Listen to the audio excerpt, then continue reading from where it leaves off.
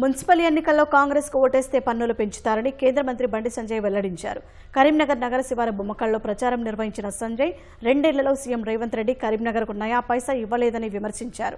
తనను కోసినా చిల్లిగవ్వలేదని చెప్పిన ముఖ్యమంత్రి ఎన్నికలు వస్తున్నాయని అబద్దాలు ఆడుతున్నారని మండిపడ్డారు. కేసీఆర్ పంపిన మూటల్ని ఢిల్లీకి పంపి సీఎం పదవిని కాపాడుకుంటున్నారని కేంద్ర మంత్రి సంజయ్ ఆరోపించారు. కరీంనగర్ కు ఎన్ని నిధులిచ్చారో శ్వేతపత్రం విడుదల చేయాలని డిమాండ్ చేశారు.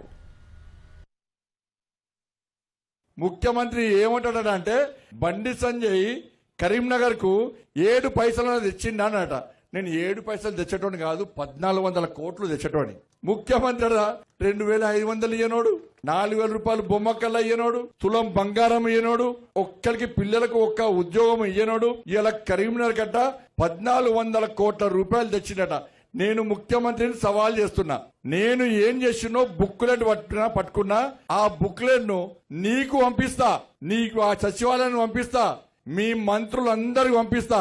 1400 కోట్ల రూపాయలు నువ్వు తెచ్చిన అంటున్నావు కదా, ఎవరికి ఇచ్చినావు? మరి ఈ కరీంనగరా ఇంకా వేరే కరీంనగర్ ఉందా నాకైతే తెలియదు. ఇలా గిన్ని అబద్ధాలు ముఖ్యమంత్రి ఆడితే ఇలా ఏమనుకుంటారు ఒక్కసారి. నేను అడుగుతున్న ముఖ్యమంత్రి, ఇలా నీకు దమ్ముంటే నువ్వు శ్వేతపత్రం విడుదల, బొమ్మకల్లికి ఎన్ని పైసలు ఇచ్చినావు, కరీంనగర్ కు ఎన్ని పైసలు ఇచ్చినావు,